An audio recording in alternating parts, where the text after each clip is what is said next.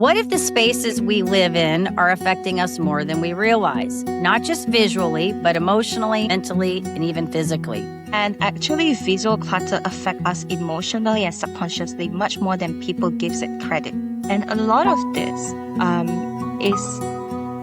is about us regulating our nervous system. Because imagine walking into space that has all this quiet friction removed. It takes care of you mentally by supporting you because it's a space that works for you.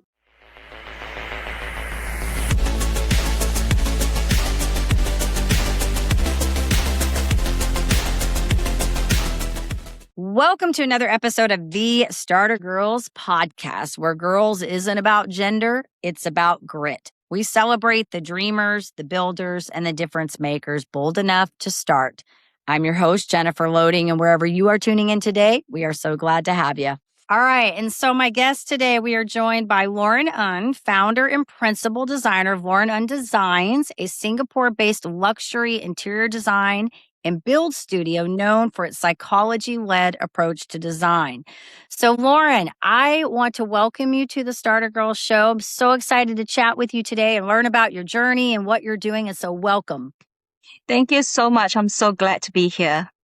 This is going to be so fun. So you are chiming in all the way from around the world in Singapore today. So exciting to be able to talk to somebody across the world and have dialogue. So how fun is this?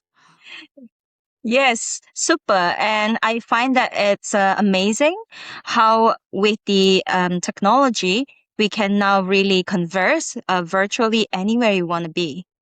Isn't that crazy? Who would have thought, like when we were younger, that we would be able to do these things, and just to throw something fun in there real quick. My daughter was in Thailand. So I'm all the way down in the south of the States, down in Texas, all the way down. So she was in Thailand in March, and it was so crazy because I had her on location finder just so I could see like where she was at. I was so amazed that I'd pull my location finder up and I'm like, she's 9,000 miles across the world in Thailand, but she had such an amazing time there. She had so much fun and Thailand's beautiful. Thailand's beautiful. And you know what, Jennifer, as you were talking about leveraging technology, that's what we do as well in Loren Ng Designs. I truly believe that the execution is as important, if not even more important than the vision. So a lot of the time, when we want to leverage technology in construction, you think of this fancy stuff like robots, like, lasers and all that. But in reality, it's just about having like cloud management systems, simple things, like to be organized in a way that technology can support us. Yeah. And well, I'm excited to talk about this with you because I looked at some of what you're doing and creating, and that's really intriguing. I like it.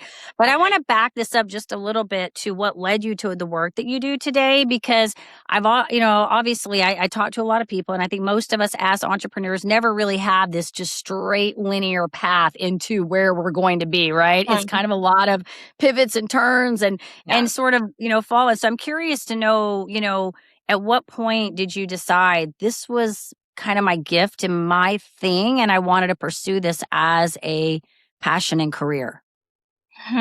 This is a very personal story because I grew up around construction. My family were contractors in Indonesia.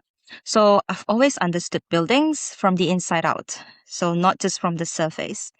That shaped how I approach design. But if I must say, one of the most profound memory of me is visiting Sagrada Familia in Barcelona when I was 18. And then going into that cathedral where you see the beautiful stained glass and the sunlight flooding in through that stained glass and creates such a beautiful and mesmerizing reflections. It was so stunning. It actually took my breath away as an 18-year-old. And that memory was so vivid in me. And when I started Loren Ng Designs, that literacy with the construction, the technical knowledge, that is important. Yet at the same time, I really want to bring in that whole feeling and emotion into the space that I'm designing. Yeah, I like that, which was going to be my next question because your work is psychology driven. And so like yesterday, I was looking at some of your social post, and I was looking specifically at like your kitchen, the one where you did the kitchen video where you had like the roll up. I Yeah. was like, wow. I mean, just I love it. Like how efficient. And so let's talk a little bit about the psychology of this because we know that people that have clean spaces, they feel, a little bit I know I do personally. I should speak for myself is what I should say. I know that when I'm in an environment where things are organized and clean, Yeah. I feel just clutter free. Like my brain Yeah. feels clutter free, right? And when I go into situations where there's just a lot going on, I just feel uneasy. So let's talk a little bit about your work and how you do that, because I think that's a really unique and also beautiful thing because your work is not only efficient, it's beautiful. Thank you. Thank you so much. So I want to talk a little bit about that clutter that you're talking about. Mhm. You see, in our line of work, we have this thing called the visual clutter. And actually, visual clutter affect us emotionally and subconsciously much more than people gives it credit. Yeah. And perhaps you might have experienced this before, that when you've just tidied up your office table, for example, your study table, or wherever you're working in, for some reason that day you feel much more efficient, productive even. Yeah. Because Yeah. psychologically, the visual clutter really does affect us much more than we think. So that's a Yeah. huge part of my work. I help my clients to identify their visual clutter, and then how do we incorporate storages, organizations so that it's beautiful, they don't see it, and they have this mental clarity. Do you find sometimes when you go in, because I know, from I know how it is in my house, but I Yeah. know how people are, they cling to things, right? Like they cling to their spaces, they cling to their stuff, they cling to their systems. And then anytime you come in, because we're talking psychology here. So when you go Yeah. in, you're basically helping somebody like, oh, we have to make a change. Like, right. We have to, and that's an internal thing, right? Like an internal Yeah. thing there. So I imagine, I mean, do you find yourself sometimes walking into that and you get that resistance from people a little bit that are like, oh, You know, um, this is definitely a very interesting question because I get that a lot, but the resistance is never as strong as the will to change. I think that yeah, that's why life is so beautiful. Like innately human, we want to live in a space that's beautiful, right? That's right, why hundreds of years ago, people are building beautiful spaces already. right. No, I agree with you. And it's funny because just the other day, I run a networking group here, and we had this conversation. We were talking about money. Right. Because we had I had one of my members did a presentation. He was talking And about how to achieve basically time, happiness, and all of that. It was like time, freedom, and happiness, all of this together. And all came down to really this, us growing and serving. And how do you do that? And he was talking about income strategies. But at the end of that conversation, we got back to the resistant, like the people to make the mm, change, to actually making the change. Because you're right. And as a coach, I don't do as much coaching now, but I still do some. And I find that people are always willing to have the dialogue to do it, but it's to actually get them to implement it and follow through is yeah. sometimes the trickiest part to do. So, Yeah. yeah. I hear you. I think I would say that when they come and approach me, usually clients or my clients would have already um in their mind, they know that they want to make their space more beautiful. They want Yeah. to make their space feels better. So in itself, that's super helpful for me because um if we are talking about resistance alone, and it's very multi-dimensional, right? Sure. Yeah, Right. with resistance, there are certain resistance that are on surface level. There are certain resistance that's a little bit deeper in. Yeah. Yeah. So No. my job is also to uncover where in which domain are you comfortable with the change? Love that. Because So yeah. whatever that we are doing, it has to be comfortable for you. Right. Else it will not work. Yeah. I love it. Well, and I love this aspect because it's it's the difference between being like surface level and under the surface, right? Like peeling the layers back. And it's interesting because that's, like that. I love it because that's my work. That's how I'm not a surface level person. And so I just had this conversation. I was talking about, in that same networking group, we were talking about people that go to the gym. Like if you Yeah. think about I'm not saying this, I don't want to blanket everybody into this conversation, but when you go to the gym, they have personal trainers, and a lot of those personal trainers, their job is to get you to change your body, and they show you exercises to do that. But I imagine not all of them, maybe some of them don't actually get into the head side of this, because the real thing is you can go to the gym and have that trainer there working with you, right? But if they're not really wanting to make that change, as soon as the the trainer calls in sick or whatever, then we have that breakdown. And so I like that you're recognizing where they're sitting, so you know best how to address that situation. Because if they're not in that space, if they're in this space and you're over here, then it's kind It's of a not gonna mismatch, work. right? Yeah. Yeah. Yeah, I love that. No, I like it. I always love when people see, it's like they see the bigger picture than, hey, I need to come in and design your space for you. So just let me do what I need to do. And, Yeah. you know, yeah, I love it. I love it. So Yeah. how long have you been in business now? How long have you been doing this? Um, 14 years. But then Wow. before Yeah. that, I've always been immersed in my family's business, helping them with the Yeah. construction side. And then afterwards, I studied interior design. I pursued Love interior it. design degree in Singapore, and then I never left Singapore after that. I started my own business, and I've always drawn towards that human aspect of interior design, because we if we look back into the history of interior design, we will see that beyond creating beautiful spaces, it's also about creating a space that works for you. Yeah. Yeah. So And if sorry. no, go ahead. Go ahead. I Yeah. thought you were, go ahead. So I do want to touch a little bit back into that question you had earlier about reviewing the whole holistic side of interior design, like the big picture of interior design, right?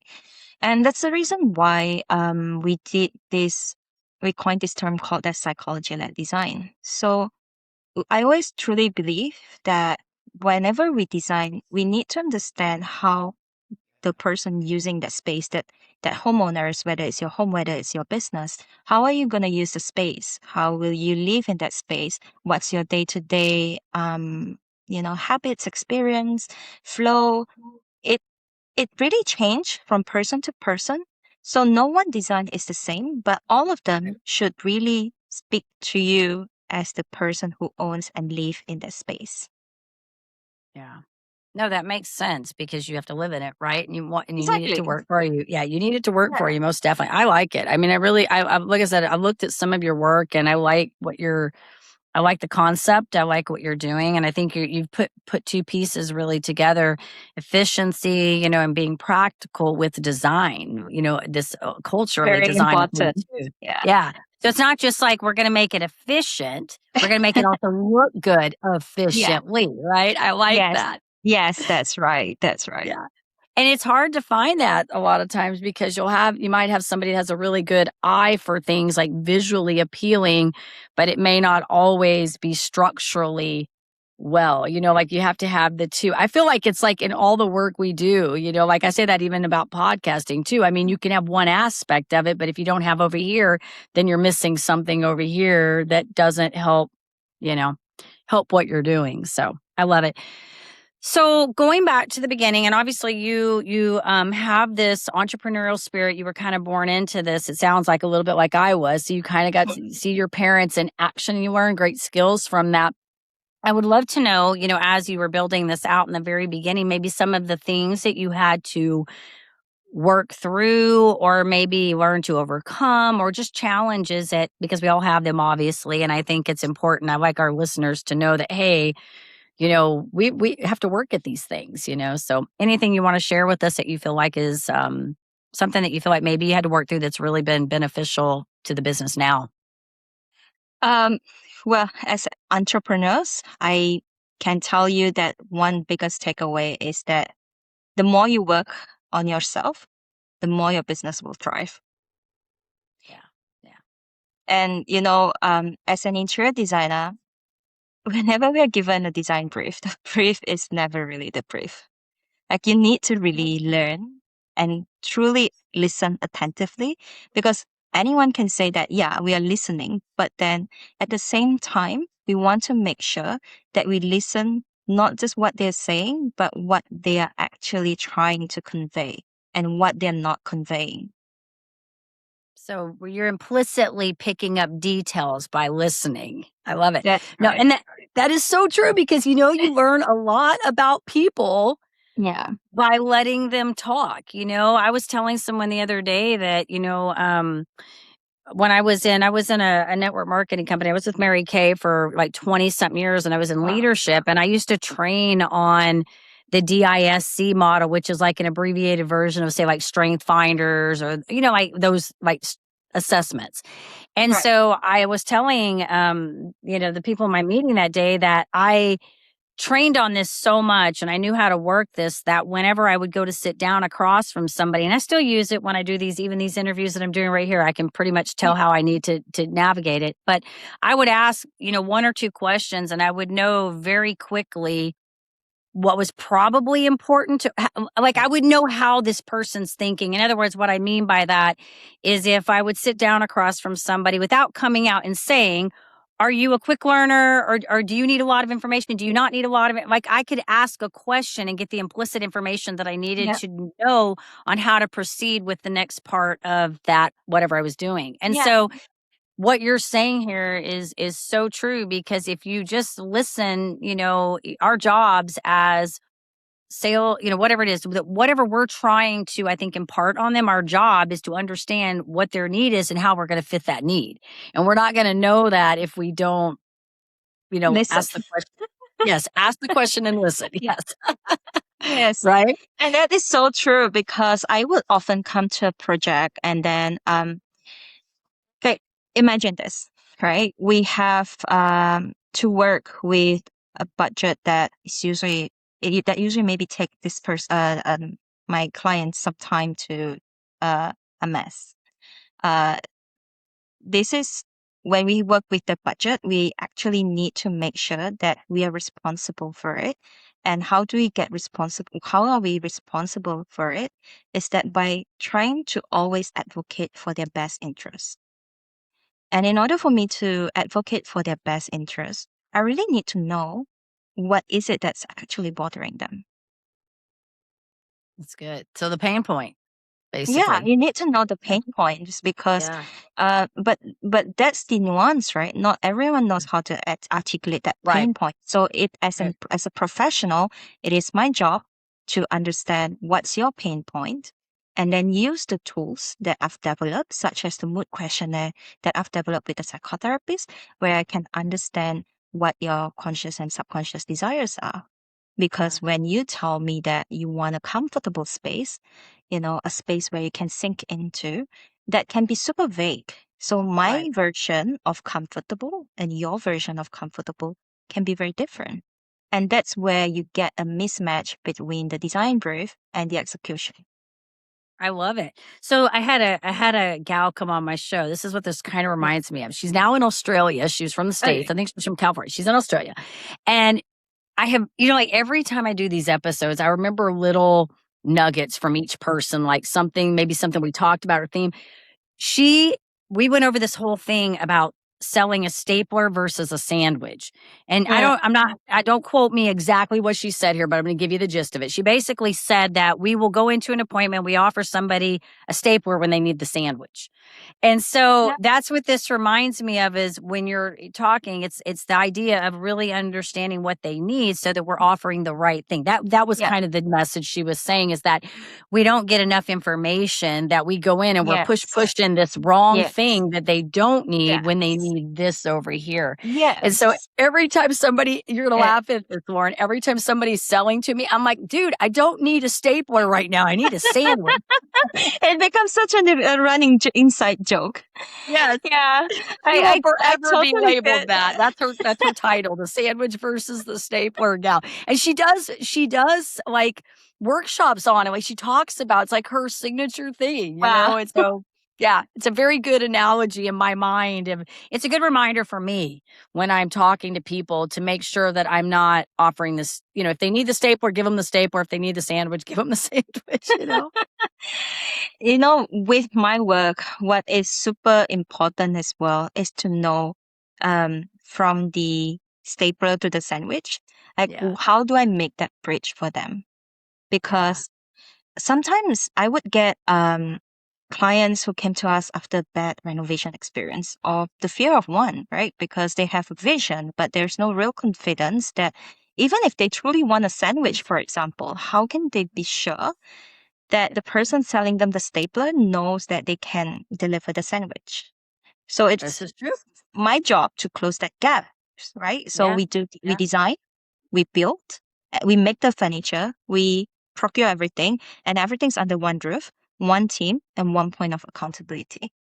I like it. So you're like the whole person. You're the make. I'm gonna say you're like the make it happen, Lauren, because you just make it Yeah, happen. I love it. yeah, It's great. No, I like that. I think and also I will tell you, I have never worked with an interior, designer, in that aspect. But I will tell you, I've worked with contractors that have been done, kind of come in and done like all those kinds of things. It's nice when you can go to one person and they can make all the yeah, pieces come together because it's so that's a big thing. That's not a yeah, small thing. It's a big thing. And when yeah, you go in and if you have to do this and this and this and this, it can get overwhelming, right? But if you have somebody that you can say, "This is what I'm looking for. Help me create this," and then that person can come in and go, "I've got this. I got you covered. yeah. I'm just here. What we got to do." It's Yeah, I it's always, great. for some of my clients who choose to do these, we call it as the turnkey project. So essentially, as the name suggests, you just need to come in with your key because everything's will be settled by us, and then you just need to roll your luggage in. Oh, I love it. I love it. Yeah, So tell me, because I'm looking at these words here, and I feel like I have kind of an idea where this has, how this fits into your work. But you talk about like quiet friction and invisible yeah. wellness and all of this.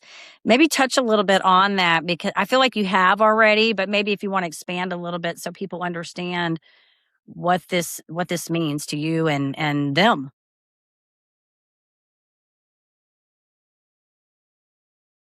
I think that with quiet friction, these are the things that we always know it's there. And as interior designers, we always try to help the client understand where their quiet frictions are. So we'll do a super detailed questionnaires where I will actually ask how my client's living. And then I will ask, for example, what's an important room for you? What's is there something important you want to achieve here? I mean, beyond getting beautiful house, of course. Um, but of course, if and it's fascinating when you truly listen, you will uncover so much of this quiet friction that you can actually uncover. And when you were saying earlier, circling back to this conversation about technology that we had in the beginning, technology had advanced now to a point where it can actually monitor, you know, your your cortisol level, your stress level, your how your Mhm. mood is like, right? And a lot Yeah. of this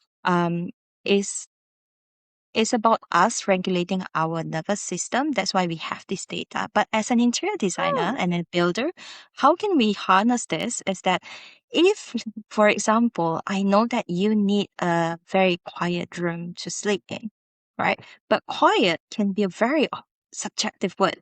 Like what's quiet for you again, and might not be quiet for me, right? right, right.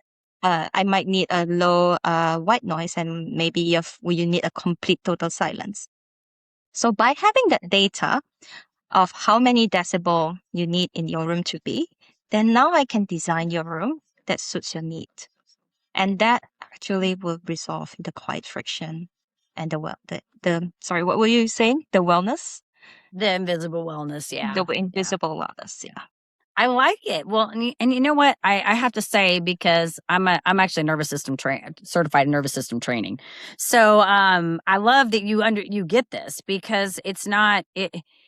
I mean, that's why I said when I asked you this question, I didn't know exactly what you were going to say, but I have kind of an idea of how you're operating by this conversation that Yeah. we're having.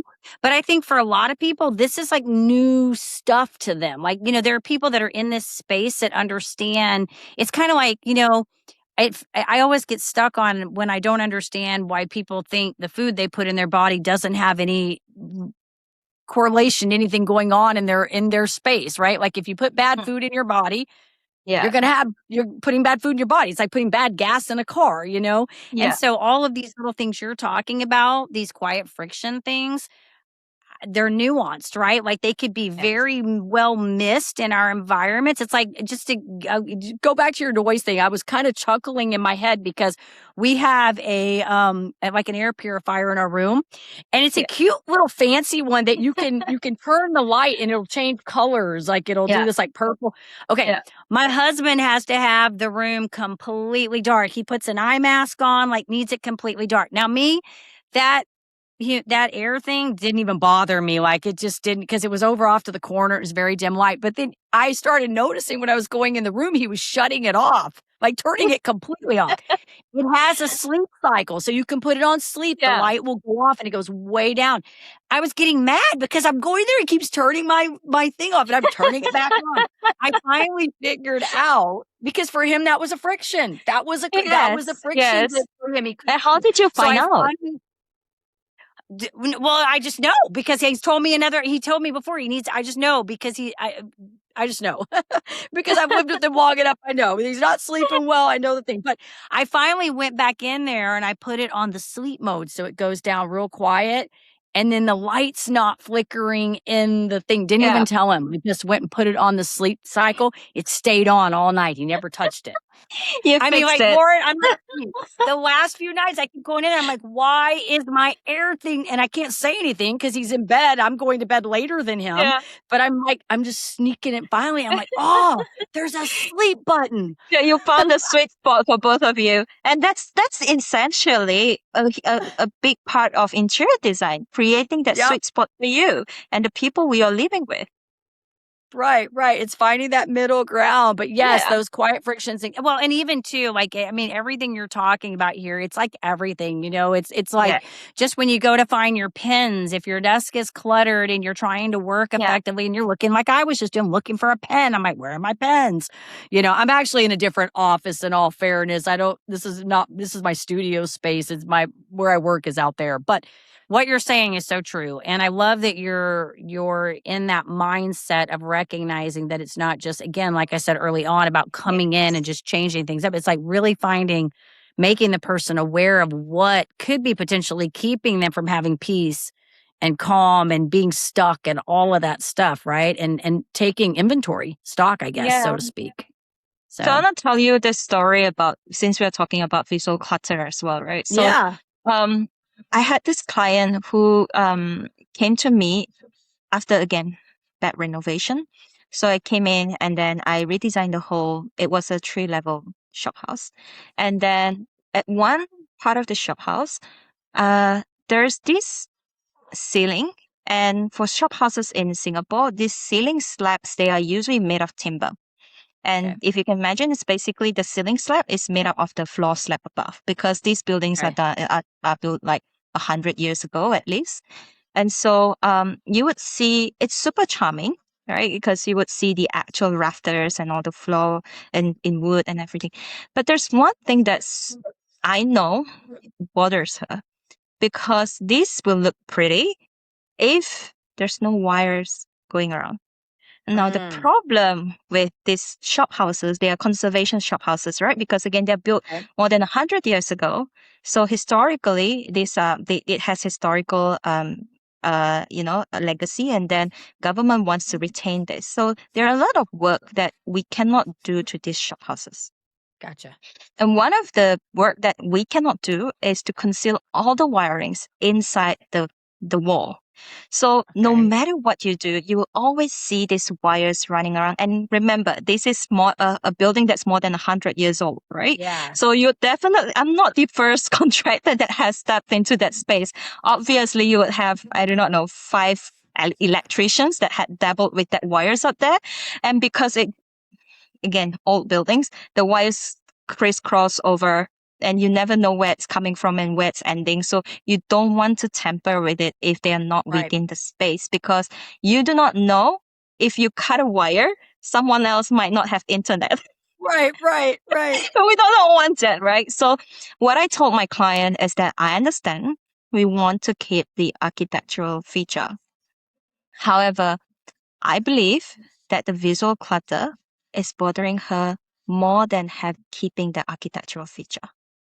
Yeah.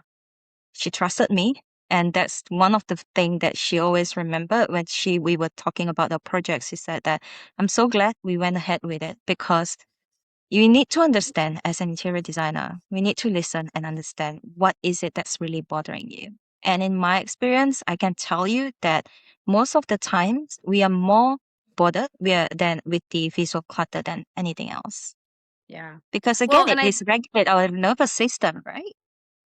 yeah, I didn't mean to cut you off. I was just going to say, no, I think because we don't understand the impact. Like you said, people Yeah. don't make the connection that if listen, I will tell you, my house is cluttered all the time. My girls don't live here anymore, but I have he's fixing me 22, a 22-year-old son at home and my husband. So I'm in like a bachelor pad. I will tell you, Loren, I am honest. How many times, like, it drives me nuts. I'll get up in the morning if there's dishes in the sink. I do not Yeah. want to wake up and walk into my kitchen to cook and my sink is just cluttered. Clutter Yeah. affects me. I know it affects everybody, but I will tell you, I'm aware of it. Like, it makes me mad because it will. When I wake up and things are organized and I don't have to Yeah. look at stuff everywhere visually, I just feel like, okay, I can tackle my day now. I don't have to worry Yeah. about this here, this there. But the biggest thing is, like you said, I think we just don't really understand how much it affects us. We don't, because there's Yes. no real, like, it's no like you get up. I guess if you looked at your technology, if you looked at your, something every day that measured your nervous system every day, and there are tools that do that, I've got them, you'd have to look at that every day and you'll be like, okay, I'm elevated every single day, right? Why am I elevated every day? Let me take stock, right? Yes. But Yes. most people don't really make those connections, right? And so that's where I think, somebody like you can come in and say, hey, you may not realize how much this is impacting you, and then they can go, oh, and they think about it, because we just don't take the time to think that. You got me all inspired now because I'm like, this is my everyday. I have this everyday project where I'm like, I'm going to tackle one area today. I'm not going to do everything. I'm just going to tackle one little area that I want to clean up. But I tell you, I feel like sometimes as fast as I do that, like 2 other messes pop up in Yeah. here. So I feel like I go in circles, but that's kind of my mindset, is that I tackle when I want to declutter things. I just sort of take a little area at a time and clean it out. And then I'm like, a sense of completion. I got that done. I can move on to something else. So I love what you're doing. I Thank you. wish you So were I here. would like I to wish you were here. share with you. Oh, we do design consultancy anywhere in the world, so Yeah. we can definitely help with that. And within LA itself, we have a company there. So I'm traveling to LA as well in July. So Wow. if you are around the area, I'll be happy to meet you. And I want to give you something. I want to give you an advice about decluttering, Yeah. because I also can understand that sometimes when we deal with clutter, uh, sometimes it's not just about the habitual clutter. Sometimes Right. these things don't have place to go. Let me Right. explain.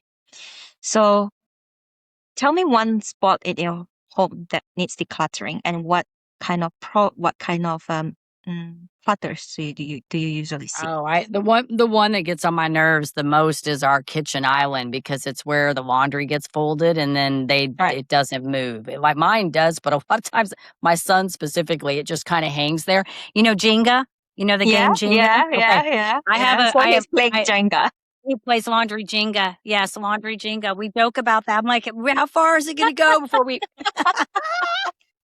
That sounds fun, but also it's like I can understand why it's frustrating. I'm So, like, get it out of my kitchen. Take your laundry and go put it on your bed and do it back there.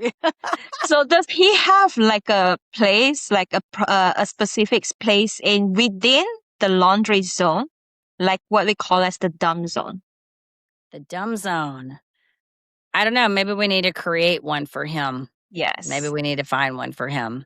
And it can be Yeah. as simple as getting like a a small cart or caddy Yeah. with Yeah. that you can put I'm just, things in or like baskets depending on his form of Jenga. Because yeah.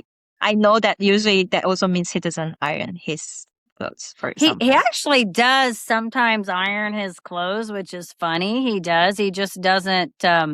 He struggles to get them from the laundry Jenga pile to the bedroom. But I like this Okay. idea. I like this idea of this. You call it a dumb zone, right? I like this. Yes. So maybe Yes. I need to just get him some buckets or something. Like get him a cart That's or right. something that we can put in there. But now that you're telling me that he does iron his clothes and time to time he plays Jenga, then maybe a cart might not be, might like a basket might not be Yeah.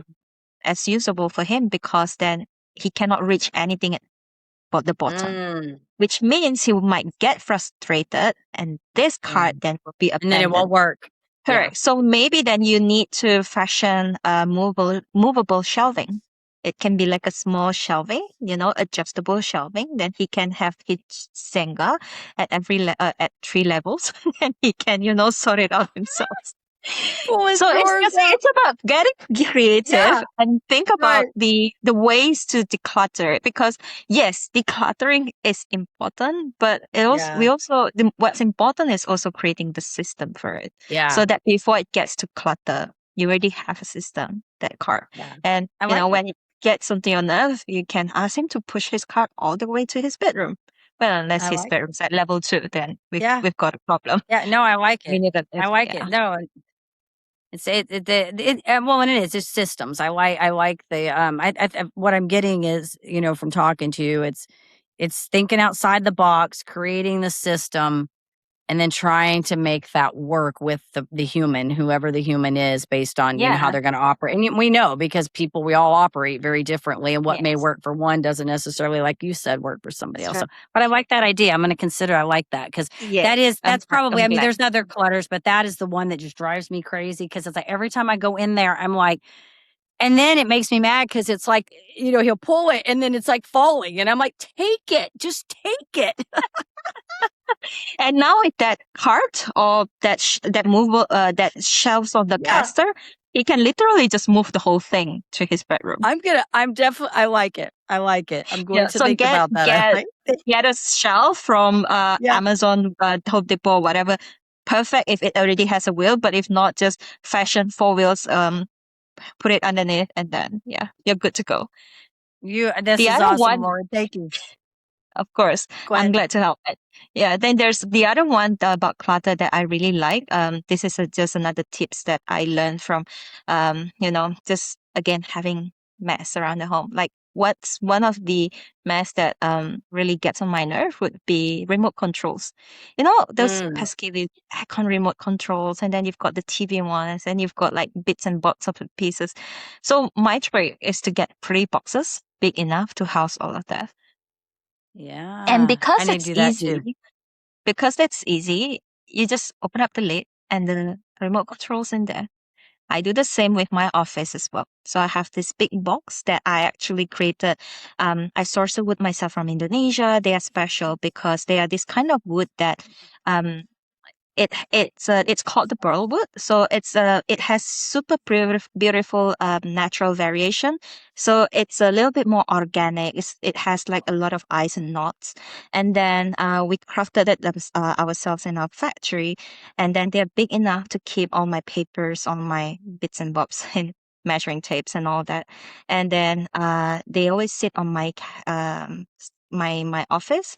And whenever I need my remote control for the aircons, or I need my measuring tape, it's all in there. And then it's not messy as well. We actually sell this in our Etsy shop, by the way.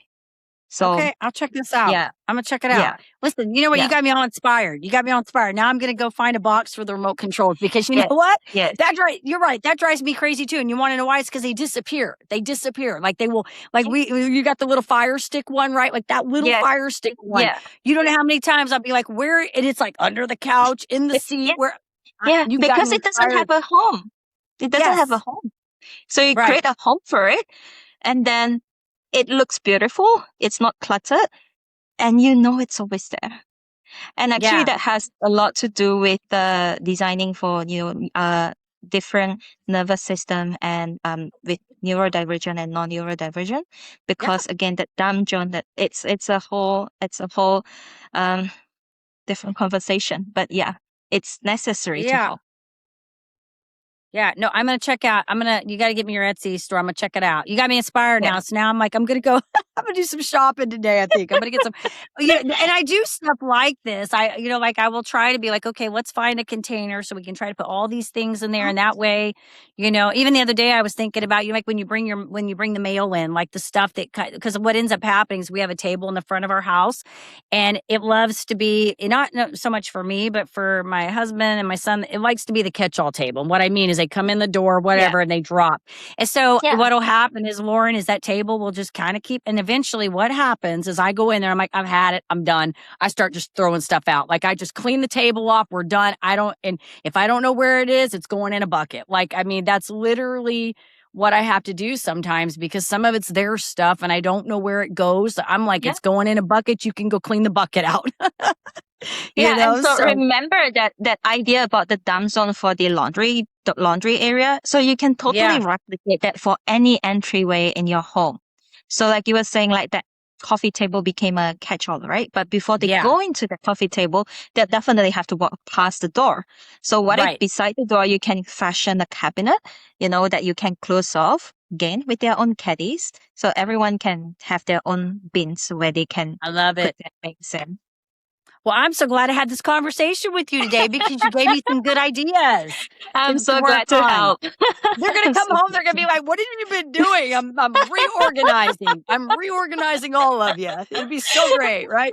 It's so Yeah. funny. I laugh about it, Lauren, and not to. I don't want to keep going on about this, but it's so funny because all my kids are adults now. My daughters are moved out. And I don't know what we did when they were like little because I feel like things were way more organized, because Right. we had to be. And then as they've moved out, now it's like I joke. That's what I said. I feel like I'm in the bachelor pad because I'm living with two dudes and it's their house. Like I have my space. I've got my studio space that's mine, and Yeah. I have drapes that go around it. My Yeah. studio space, and then I have in the back my room that it's probably one of the cleanest spots in the house because it's my little hiding domain that I can go back and shut the door and and hide in there. So I'm glad that I got this information from you, and I'm going to definitely look into some of those cabinet shelf things you're talking about. I'll So DM you the link for the Etsy. do that. Yes, do that. So I want to ask you, and this is kind of more of a personal question, for you. So I feel like I know where we're going to go with this, but I want you to say this. So how do you define success for you and for your business? What does that feel like for you? That's a fascinating question. I get asked that a lot, and I find that I always turn back to this concept about making a space that um where my clients can truly feel proud of their space, that they can really call it themselves their home.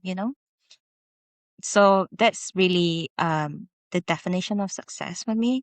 And I know that it it differs time to time, but then I always come back to that as the core success point for me. Yeah. And you're creating impact by doing that because you're making a difference for them, which is huge. Yes. What do you love about the work you get to do? What's the best part of this? Again, the best part of this is seeing this look of satisfaction in my client's face when everything's done, and they are so happy and so excited to be able to, move in and actually really experience their dream home, their dream space. Yeah. And That imagine that's too. amazing. Sorry. As I say, I No, imagine too that you kind of sense a sense of relief, right? Like yeah, the weight is off because they walk in, they're like, you know what I mean? Like you can, and yeah, I you say can that, see it on their face. You can feel yeah, on their face. yeah, yeah. I would imagine so because think about every day. I'm like, I joke because I'm like, I need my cleaning lady back and I need a cook.